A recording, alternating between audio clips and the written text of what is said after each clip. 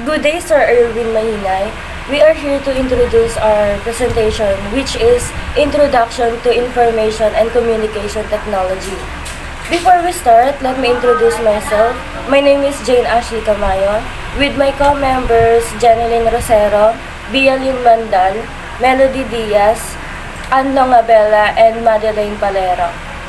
So, let me start in introduction.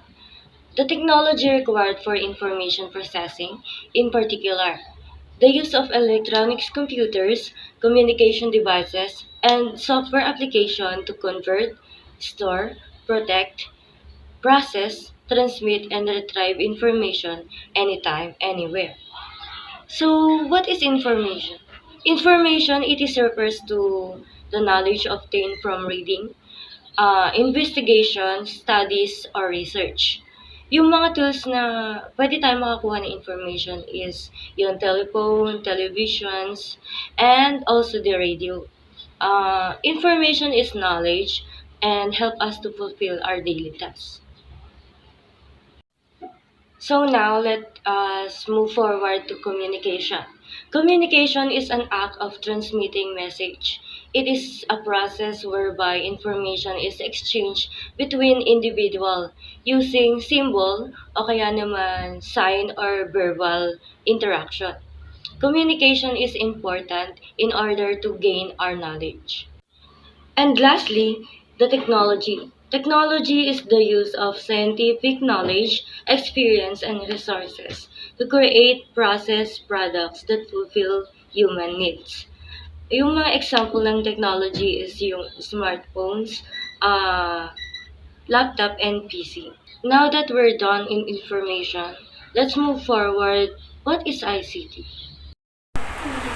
Ano nga ba ang ICT? I stand for Information, C for Communication, T for Technology. ICT, the hardware and software that enables society to create, collect, consolidate, and communicate information in multimedia formats and for various purposes. What do you think is an example of ICT? Anything that helps you access, use, and share information is ICT, from computer, digital television, email robots, or household devices, such as electronic calendars, clock, timers, to cell phones, and feeders. Usage of ICT in everyday life. Education, banking, industry, e-commerce. Education. Teacher use computers to research materials, participate online forum and online conference. Student use computers as reference tools for looking information in the internet. Researchers use computers to collect and process data. School administrator use computers for administrative purposes to ensure that entire operation runs smoothly. Dito sa education, tayong mga teacher and student, madali na lang tayo makakuha ng information na gusto natin makuha. Tulad na lang ng Google, madali na lang tayo makakapag-search kung ano man yung gusto nating matutunan. And also, dati, tulad ng pandemic, para makapag-aral pa rin tayo, gumamit tayo ng mga Zoom, Google Classroom, and also Gmeet para matuloy-tuloy natin yung pag-aaral natin kahit na nasa bahay tayo. Banking. Banking administrator can control the entire banking system and banking activities to provide the electronic banking service for customer. Businessman can save their time by using online services offered by bank. Isa na rin sa halimbawa ng banking ay yung mga online banking ngayon, tulad ng GCash and also yung Paymaya at iba pa.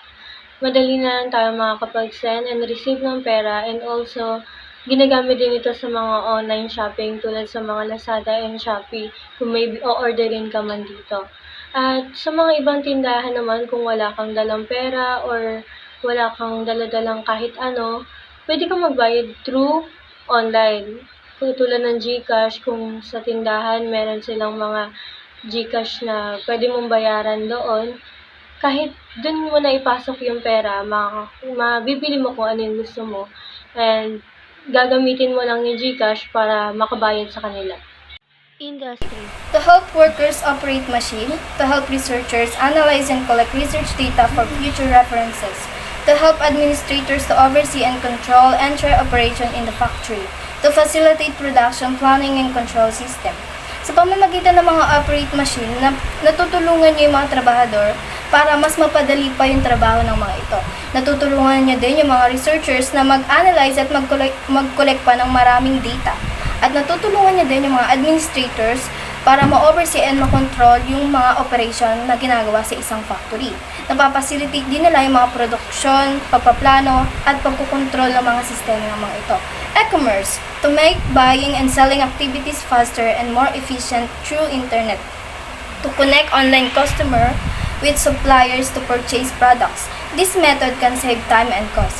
To help employees to communicate with their customers for any inquiries and to get the latest updates, inventory to be informed to the customers.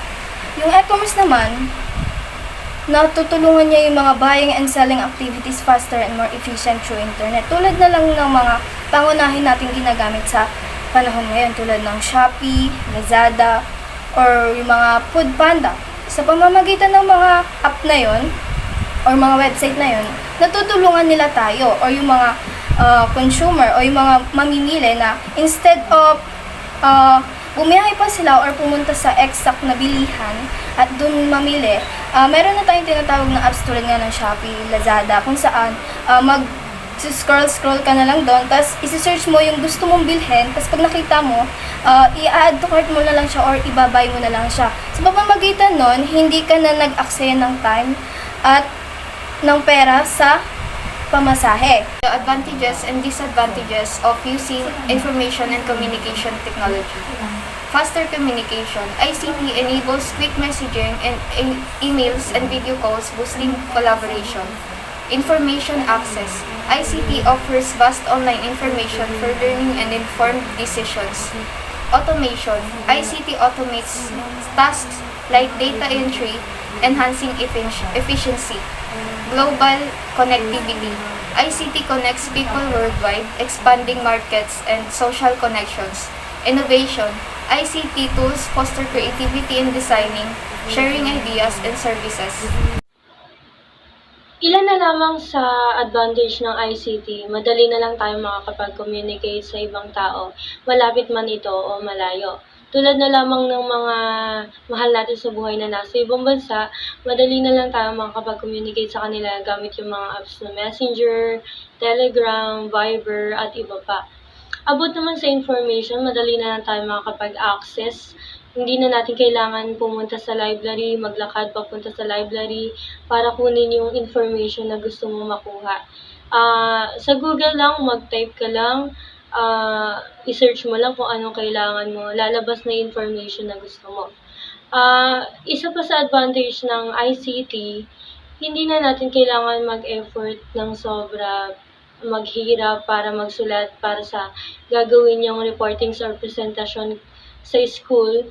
Kasi sa ICT, maraming mga apps tulad ng Canvas, yung meron ng templates para makapaggawa ka ng presentation or reportings na gagawin nyo sa school activities nyo.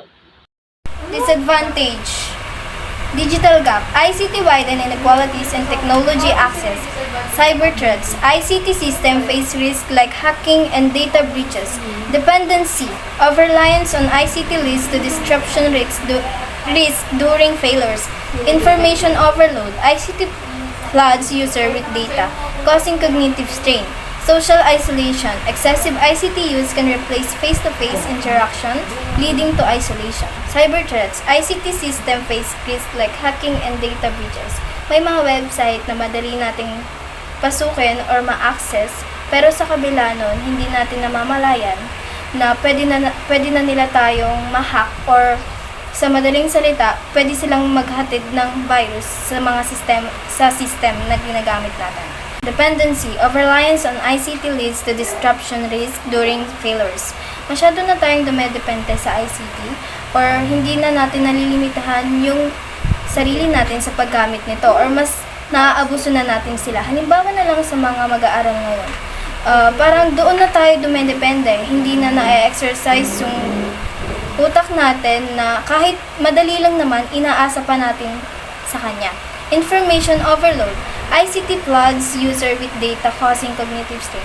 Sa dami ng informasyon na nalalakad natin, hindi na natin siya kayang i-handle na umaabot na sa puntong hindi natin alam kung reliable ba yung source na nakuha natin or totoo ba or kapanipaniwala or valid. Social isolation. Excessive ICT use can replace face-to-face interaction leading to isolation. Yun nga, tulad ng dependency kanina, nabanggit natin na doon na tayo dumedepende or na sosobrahan tayo sa paggamit sa kanya. Yung social isolation naman is parang lahat ng oras nasa kanya, yung tipong doon ka na lang lagi nakatutok, nagkakaroon ka ng sariling mundo, sumaabot na sa puntong hindi ka na nakakapag face-to-face interaction sa family, sa friends, or minsan hindi ka na nakakakain dahil nga sa overuse ng ICT.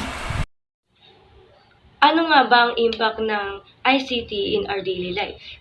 Information and communication technology has profoundly transformed daily life, revolutionizing how we work, communicate, and access information.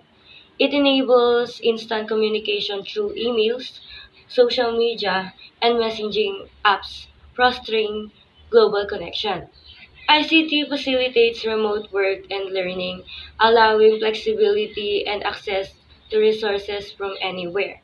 Moreover, it enhances efficiency in various sectors such as healthcare, finance, and transportation through automation and digital solution. Overall, ICT has been indispensable, shaping modern lifestyle and fostering interconnectedness on global scale. So, may impact nga talaga ang ICT in our daily life. Tulad na lang ng mga technologies na nakapaligid sa atin, mas pinapadali nila ang buhay natin.